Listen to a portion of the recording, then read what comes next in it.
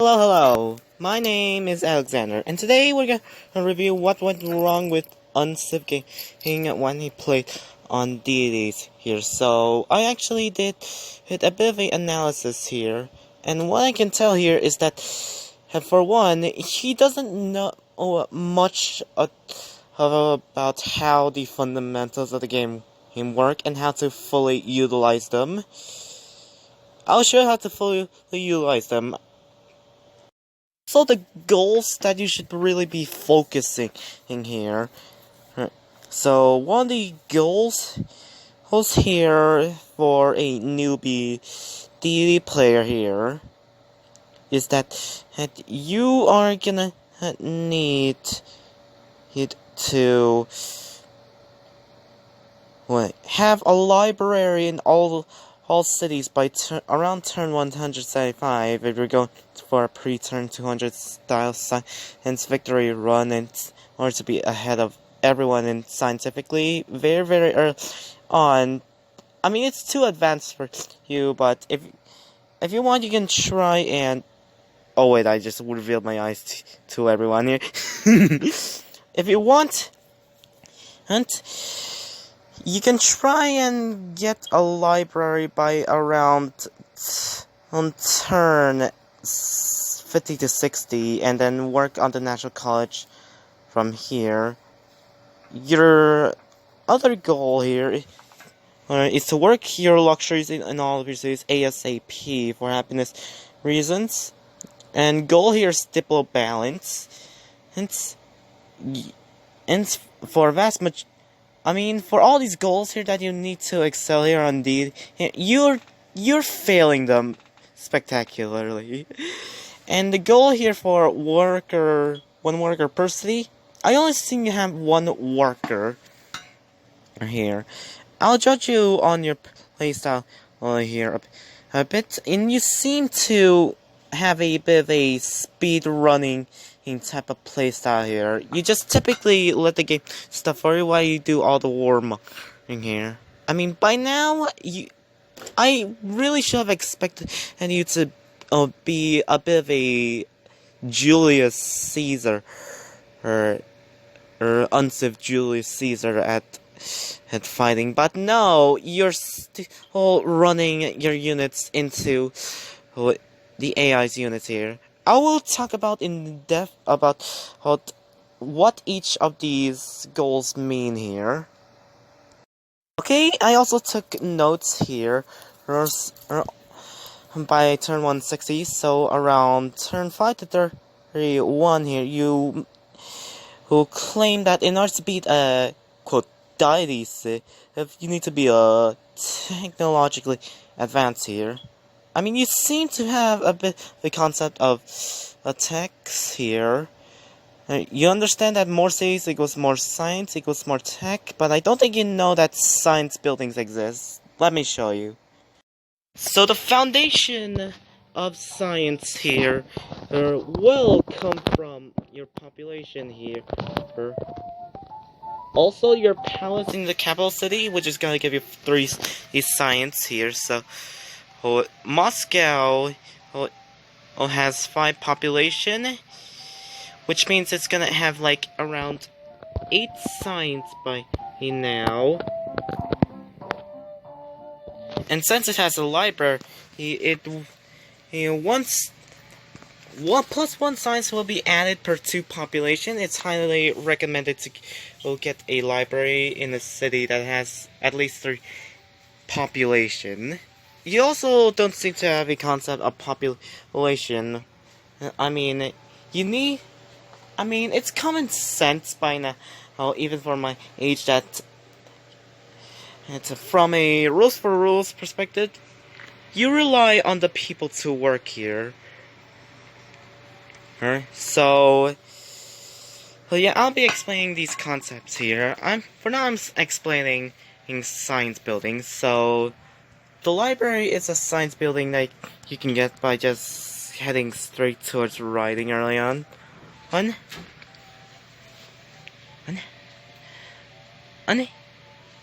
also by around turn 48 to 50, you complain about being out-teched or otherwise. I have a problem here. There are more technological advancement. Yeah, I mean, dude, DD compared to print here, the AI has a really significant advantage. It's compared to against you, compared to on a difficulty like Prince or Warlord. On Prince, you're on par with the AI. On Deity, yeah, the AI is gonna have much faster city growth, of much cheaper units, cheaper production costs for buildings, i.e., the AI is gonna build all the buildings and wonders faster. Their unit maintenance is a lot less, so even if the AI has literally a carpet of doom heading against you, they can literally have a underpaid militia here. That's what I'm getting from the AI settings here. Its maintenance modifier is basically at half. I'm really surprised that the AI's buildings haven't even fallen or crumbled. Also, their AI happiness modifier is around 0.6. So basically, the AI plays as if they're on settler difficulty here. But with DDA AI here, you gotta be thankful that the AI here is really stubborn in here. They just randomly choose buildings here. I mean, with this new updated spectator mode here, spectator setting, you can actually get to know the AI's decisions, but I'm not gonna get into the video here. Anyways, back to the topic of science and buildings, things here, which the AI seems to randomly choose whether or not to pick on science. And they seem to have a high population city for some reason. And the National College is going to give you extra science. And many guides and many tips and tricks videos will tell you to have a national college by around turn 100. But if you're a skilled, very skilled player that's trying to do a quick victory, have a national college by around turn 60 to 100 to around 75. You can have a national college a bit later than turn 100, but you can need a national college by around on turn 100, so have your libraries by around turn 5, and then build the national college from there.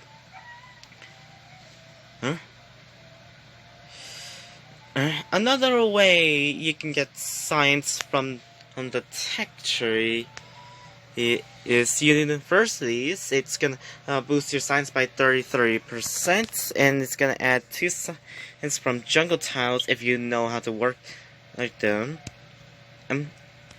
Observatories do indeed exist on Unciv Gaming, and if you've researched astronomy and double tap your cities, scroll down, look in the queue, and if you see something that says observatory with the observatory icon here, yes, that does indeed exist on Unciv. Another building that really gives you science here is public school, which could be 3 plus science and 1 plus science per 2 population. So it's basically a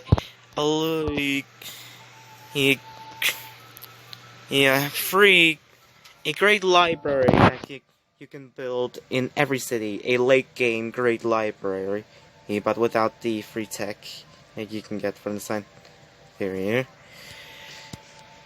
The national wonder here that you're gonna need to build is Oxford University, also known as Oxford for short here. Build it in your capital. Manually build it for once. And it's gonna boost your science up in your capital by 50% and 3 science. The last building that solely boosts your science here is the research lab, which will grant you plus 50% science in your city and plus 4 science. And yes, wonders do indeed give you science and great scientists is if you build them, but wonders on the wonder building can be very unreliable unless if you're as lucky as me, then well,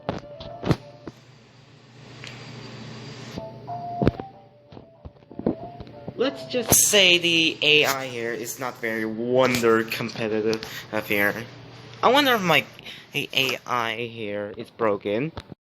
On the topic of population, it's what that helps you.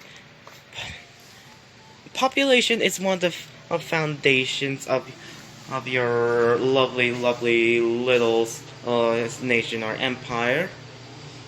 Here, how does population work? Well, it works by working tiles, and you can tell if a population is working in tiles here, or by whether or not the tile yields and the citizens here are glowing.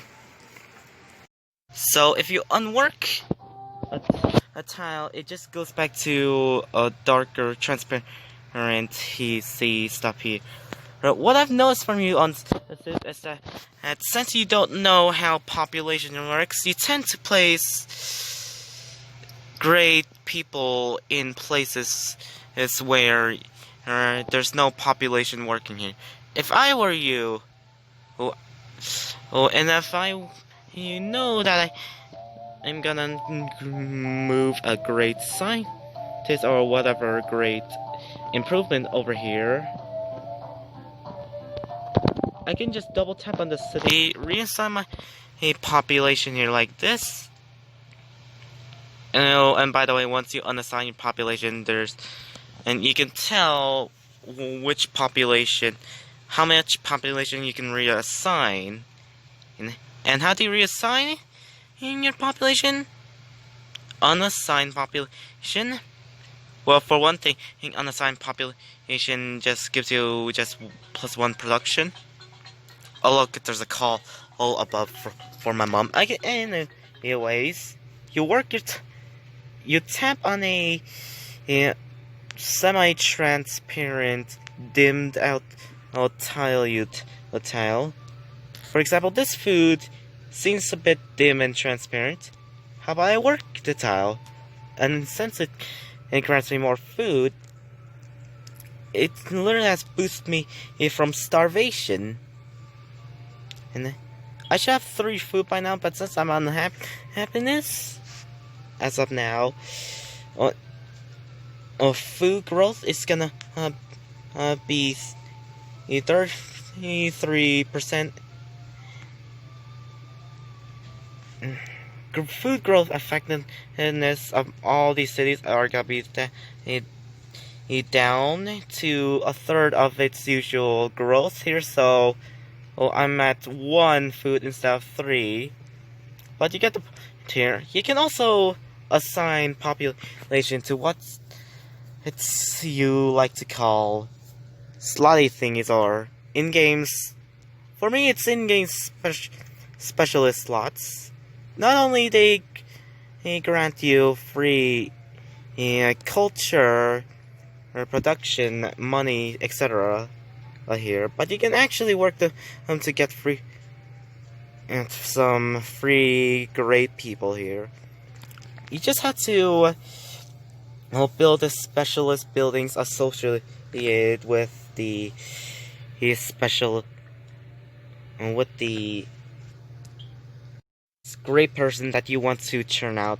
For example, here, since you're on deity here, you're gonna need to work great scientists, and great scientists will grant you academies, or hurrying research if you use them. And academies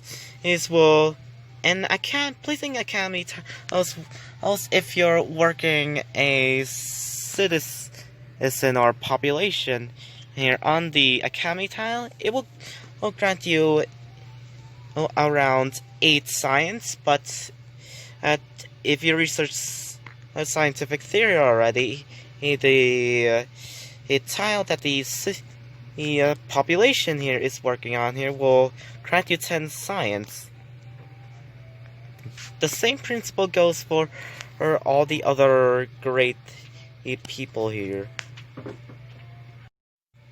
If you are working a lot on culture specialist slots here via buildings like the temple, the opera house, and the museum, then it will grant you great artist points. If you're working some specialist slots, if you're assigning populations into specialist slots on these blue stuff towards the extra 3 science you're gonna get here from working the said specialist slot,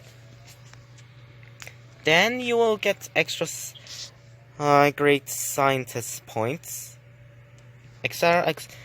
here. So if I work some extra production here, the special slot here, then you will get extra great engineer points.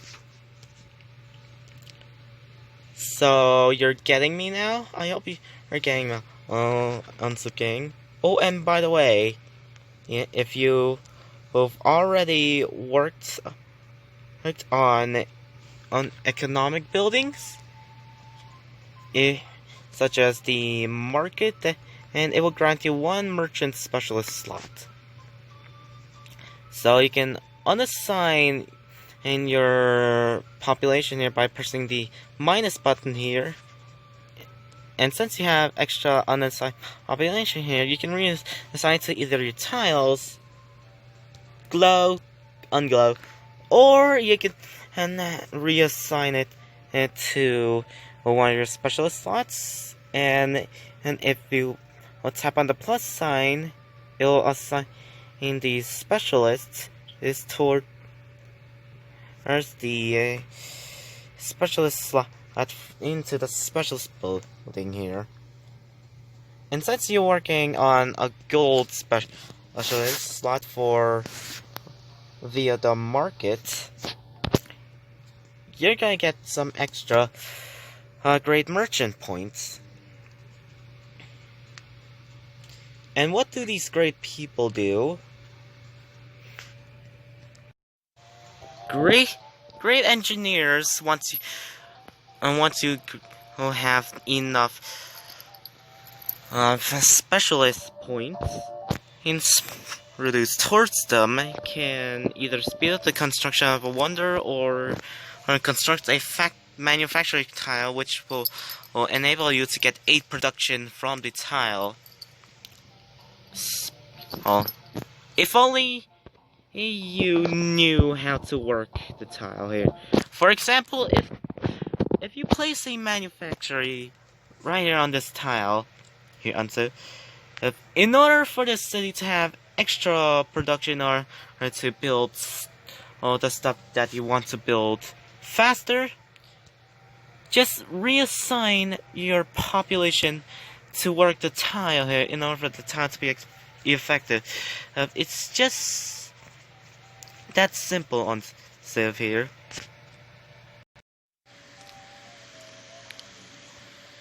Okay, I think I've provided you the concepts that you need to learn in order to be the heroes. But the one concept that I really should talk to you about is the technology here, the technology tree. And yes, I did create a reconstruction of the map seed you're playing on here just by using the map editor and her video. Well, it's what you think it's impressive, and anyway, so I decided to make a new map out of this and then fill everything in. Speaking of the map, Unciv Gaming, you actually chose to sell on the hill here. Judging by your selling location, the hill's gonna provide you extra protection in the long term and extra bombardment strength in case your capital decides to get shanked by the AI's units. There's 2 luxuries in the range, and there's sheep, so it's a really decent selling location here. Yeah, and we're gonna go on the topic of the tech here. What does this have to do with the technology tree?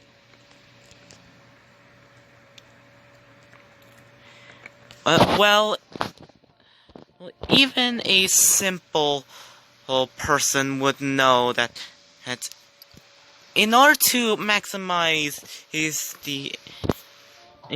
the advantages the technology tree gives you, you need to research what you need, not because why not here. I've seen you research sailing and optics, even though you weren't even on the coast to the east. Yes, any skilled player would know that you don't need sailing because as you don't need triremes. There's no ocean tile improvements you need to improve with fishing boats. You haven't sailed on the coast, so you don't need lighthouses. So to simplify, to truly utilize and use the technology tree at its full potential and properly playing it right, using it right here. Research what you need here. For example, here I have incense and sugar.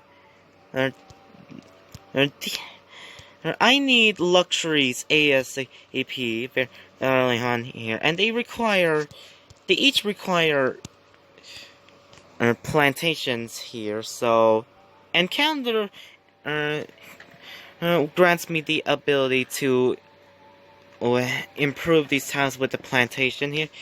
So, calendar is a technology that I need. If a AI here is trying to conquer you and take you over, then research archery, since it's going to grant you archers. You discovered rather very quickly how important archers, or specifically range units, are on deity. Mining, if you want extra production, you see very very quickly, research mining. It grants you the mine. Do you want to improve this sheep tile? Wake up, sheephole! Research animal husbandry, because it grants you the pasture. And if you want to work this pasture with your worker doing all the work for you, then research animal husbandry for the pasture, so your automating worker will eventually work the tile here. And speaking of automation here, with your speedrunning playstyle here, I discovered very quickly that automating workers will only work the population tiles first, and then they will work on other tiles. We'll see here. For example, if this sheep tile is being worked by a population here that the game automatically assigned for you, then chances are a worker that you already put on automation is gonna go towards the tile here. Go on and on for a bunch of examples for researching what you need, not because why not. That's here. I mean, I don't get why you research sailing and optics when you're not even on the coast. Unciv, that's what the AI would do here. The AI here in this game is just designed for us players to have fun. I mean, and if they were smart, they would have eradicated us a long time ago, and us players wouldn't even have fun here. The AI is designed to be dumb here on Unciv Gaming. Why do you choose to do decisions the AI would do? Oh. And I figure out the reason why. You clearly don't understand the fundamentals and the basics of the game. I mean, I can compare you to a child that hasn't been taught anything their entire lives, and they're immediately lost once they're out in the real world. Out here on gaming, you need guidance. After my reconstruction of the map you were playing on here, Unciv, I managed to accomplish my goals here. Once I have 4 workers, I have 4 cities. And I'm about to have a library in all my cities by around turn 60s. I have 1 worker per city. I have 4 cities, 4 workers, and I'm about to get my 5th one on Rostov in turns. I'm trying to work my luxuries like as fast as possible here. The reason why is because it's for happiness. You need happiness in order to grow your population here. Instead of working stuff like production, why not work these tiny units with 2 food instead of 1 food or no food at all? Oh my goodness! I have 11 turns instead of the standard 21 turns in order to grow population here. The more population you grow in the long run, later on in the game, the more science you will get. Have a priority on food production on subgame, and work the tiles that yield the most food in quantity.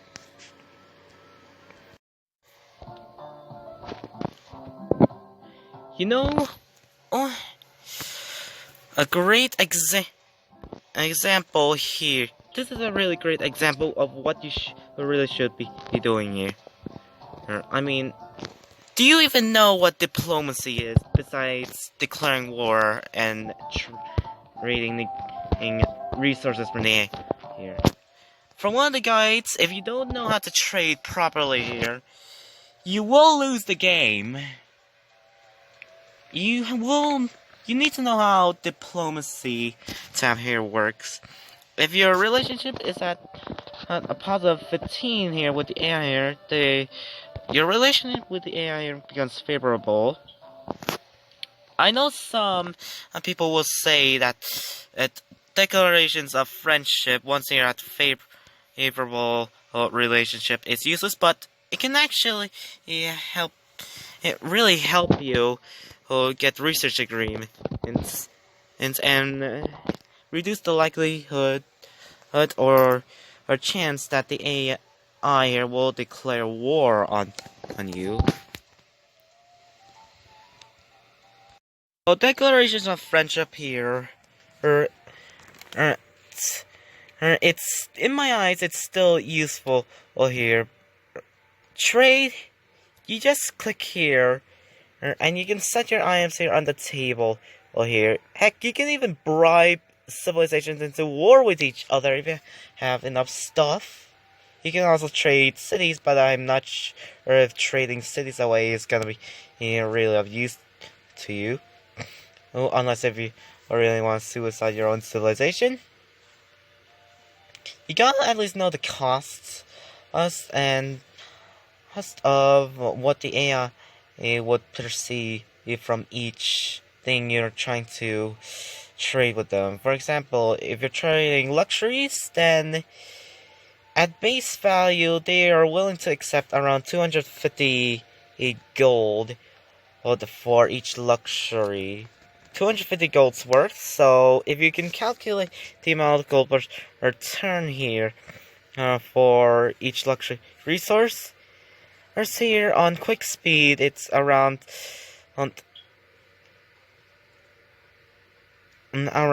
8, or around 10 here. On standard, I think it's around 8 to 6 gold percent. I don't know. On marathon here, it's around 2 gold per turn because it's gonna be 1 gold for 90 turns here. For strategic resources, one of the guides here said that every strategic resource here will, the AI is willing to give you 2 gold per turn each, but 2 strategic resources will, the AI is willing to willing to give you like 3 gold per turn on standard speed, so the guides recommend you to strategically trade your resources one by one here, but I really don't get why the AI doesn't accept my trades here. Yes, you can trade gold per turn and for loaning gold purposes, but you don't want to go too crazy on the gold loaning. You might want to save your gold per turn for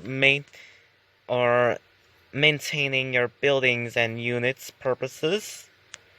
The guys do say to constantly do this, but be mindful, be careful about your strategically loaning with the AI here. You don't want to go into treasury deficit here. If you're in debt, the game will automatically disband units. And you will lose your army here, and plus your science is gonna drop down to 0. Eventually, if you don't solve your debt problem. The topic of denouncing. So you can denounce. You can only denounce if you can only denounce a nation if you've not denounced them for the past 30 turns, or her declaration of friendship has expired from 30 turns ago. Denouncing can actually be useful here, since it really comparatively reduces the penalties of you declaring war on a civilization to others. For example, if I declare war on China, for instance, there will be your warmongering ways will be unacceptable to us, and you declared war or on us penalty to the AI that you will really declared war on. What's even a bigger penalty here is that you'll have your so-called friendship is worth nothing penalty.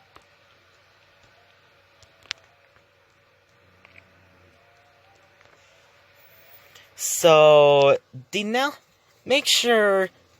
So long story short, make sure to denounce before declaring war on a civilization, so your warmongering penalties are a lot less.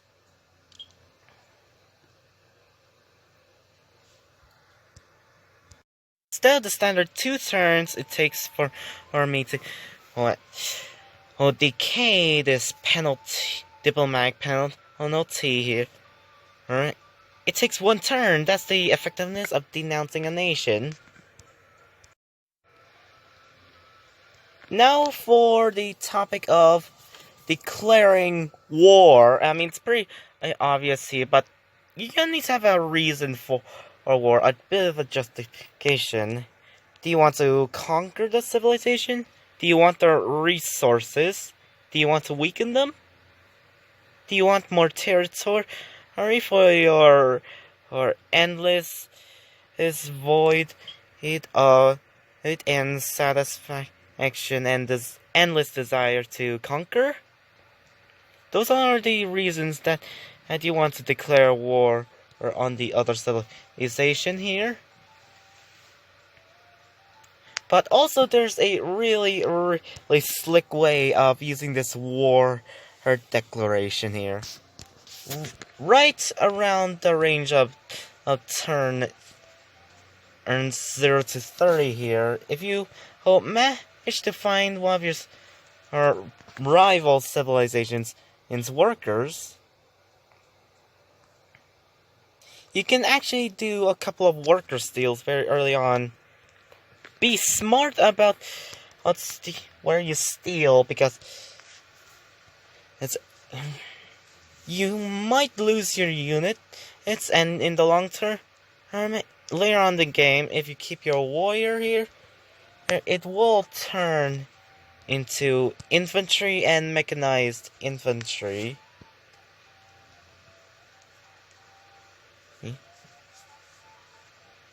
And plus, it will enable you to capture cities, since you need melee units to capture cities. So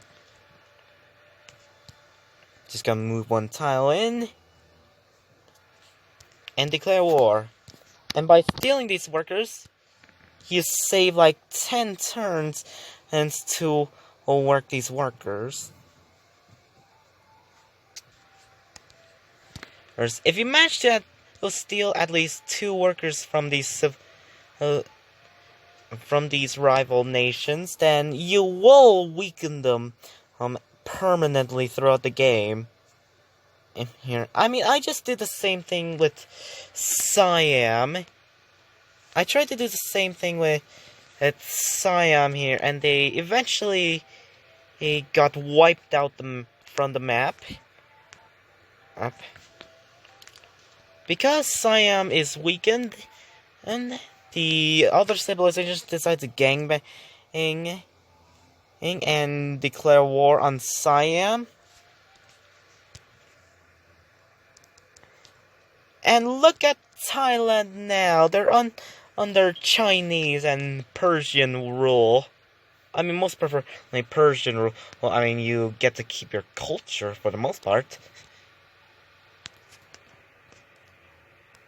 On the topic for negotiating peace, so you can only select this option and 10 turns after you declare war on the nation that you plan to go to war with. Make sure you're prepared with some units, unless if you plan on worker stealing very early on in the game.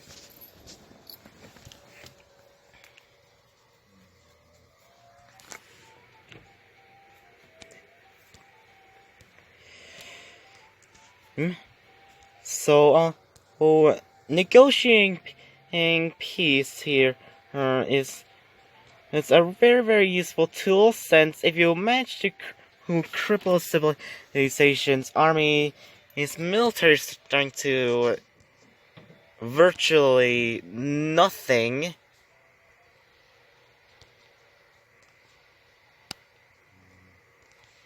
If you manage to put it to 0 right here, then they will offer you literally everything.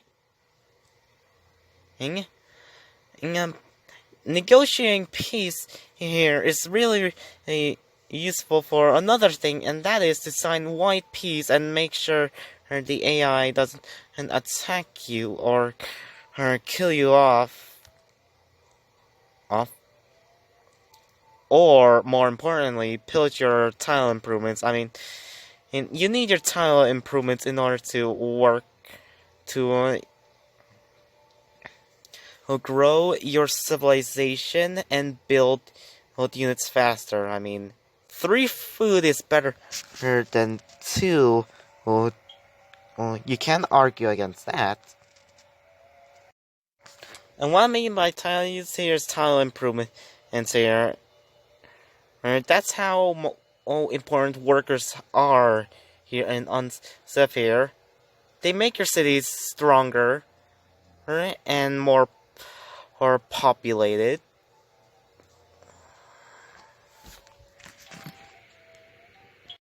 Negotiating peace will only after you negotiate peace with a civilization, it will or any nation in the game, the peace will last up to 10 turns unless if you manage to plan to cut the trade deal with the AI here. I mean, peace trees are technically trades. I mean, you can literally cut them off here unless if you want to build yourself time to prepare for another potential war. Depending on the outcome of the war, or depending on which side has the most units destroyed, the AI will either accept just as peace in general, or they will demand they will are willing to demand and or take some of your stuff if you put some stuff on the table for them. So if you're on the winning side, they're willing to give you some of your stuff, some of their stuff. If you're on the losing side, they want some of your stuff in return for and as a reward. The topic of demands here. No, this is one of the biggest reasons and why you lost us here and went wrong on deity here. You managed to forward sell the AI here, but with the demand option here, if you try to demand the AI to not sell any season is near you, they will generally say no unless if you siege and raise their newly founded cities. They found it near you, then they will be more likely to accept. Unless if they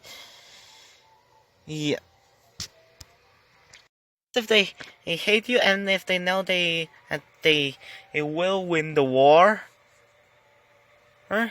they will they will not accept your demand here on deity. So, Unciv Gaming, do you get at the fundamentals and basics of using the diplomacy tab? Did I talk too fast? I know I can talk a bit fast. By the way, I almost forgot here. Gold return with golden treasury. I mean, you just have to calculate gold return compared to gold in treasury here. So yeah, depending on the gold return here, here's a bit of a formula. So gold return times the amount of turns and in the trade equals the gold that you will get in a trade. For example, in 25 turns with 2 gold per turn, I will get 50 gold, and thus the AI is willing to give me 50 gold or less. That's here. That's just a bit of basic if you know a bit of quick maths. But next step of gaming with your playstyle here, it might be a bit of a detriment here that you are making the game do stuff for you. I mean, in AI, it can literally beat you. AI is smart and all, but AI is designed not to be. Nation is not designed not to be smart, and worker AI is just. As well, worker AI is not the best, but I heard in the Civilization series that it's terrible. Well, but I think in this fan game here that the worker AI is just decent when it's on automation. But if you know the a game is gonna do those stupid decisions along the way, more than and the decisions that you're gonna make. If you know that you're gonna make smart decisions in the game, then you should just ditch some of your speed running. Let the game do stuff for you. Play stuff all here, because it's not gonna work on if the auto assign steady production and the AI just assigns you a wonder instead of a library when you need a library around turn 50 to 75. In order to do just that here, I mean, don't get me wrong here, Unciv Gaming, you can still automate it here, but not in the way that you would think here. Hold up, I just gotta charge my phone real quick. Okay, so in going to the options menu, scroll down to gameplay options, say yes to idle units, say no to assign scene protection, say no to all build roads, and the only thing that I know that you can still use automations. The only automation that I think you can still use is worker automation here, since it really saves you time here, and you're gonna work these tiles anyways here. So unless if you'll need to do something real quick, like make a fort or remove a forest or jungle tile manually, then worker automations gonna say if you have a lot of time here. You should actually manually build roads, at the beginning of the game, the first one turns manually, or actually, yeah. You know, I think I know that English is not your first language here. Oh wait, I gotta save this recording real quick. Okay, anyways here, so you're gonna actually have to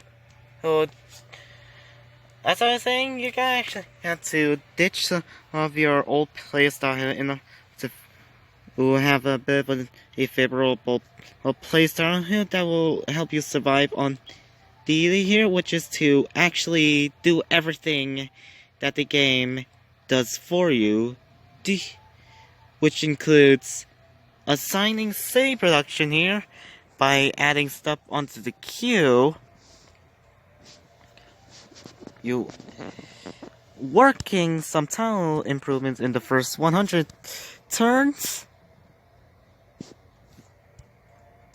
and manually building roads. I mean, in the worker AI, it might make an expensive road here where it's gonna cost you like 5 maintenance here instead of 4 here. So the worker AI might work a road here where there's literally an extra road here that you really need to remove here. I mean, roads aren't cheap to maintain here.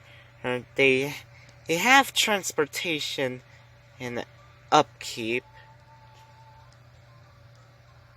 Roads here, if you manage to build a road from your capital to all of the other cities, you will get extra income here and gold return here. So it's highly recommended to build roads when you have at least your standard for cities. Yes. So you notice that So one of the things that you might notice here is that I don't have any cities settled close to the AI. Now, why don't I settle cities close to the AI here? Well, for one thing that you figured out really quickly is that they will declare war on you immediately.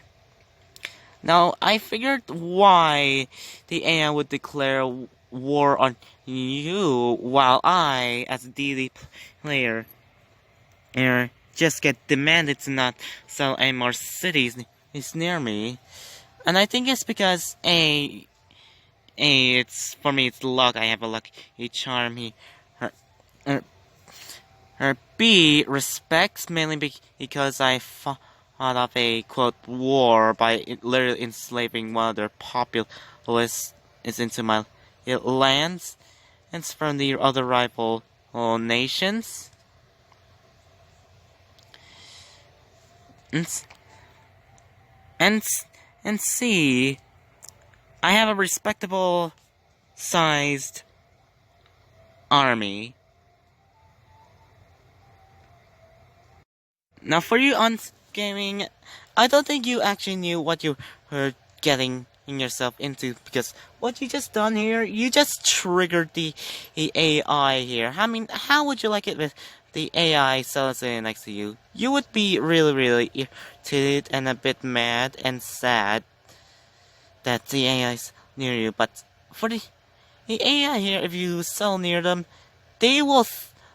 There's a chance that they will throw a hissy fit and just declare war immediately. So that's why you don't want forts settle, or at least settle close to them.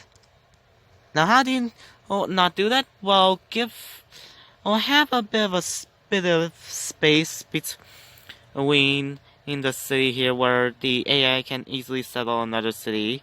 So basically, three borders away, three unclaimed tiles away from the rival or civilization you're playing against.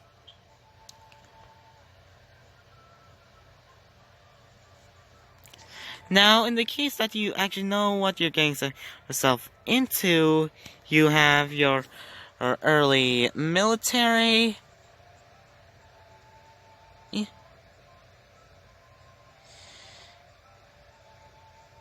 And you who are having some dirty plans, hence to cripple the AI's military. Whatever the reason you're settling in near the AI here, if the AI demands and to not settle any new cities near us, then accept the demand here and don't settle near for diplomacy purposes, because if you will settle near them, then and you have a negative penalty relation, then you have a negative modifier right here saying that you refuse to stop selling cities near you near them. But if you fulfill your promise, then you have a positive modifier with them. I mean, if you sell a near them, they will hate you slightly more, and they will hate you even more if you don't if you continue to sell near them even more.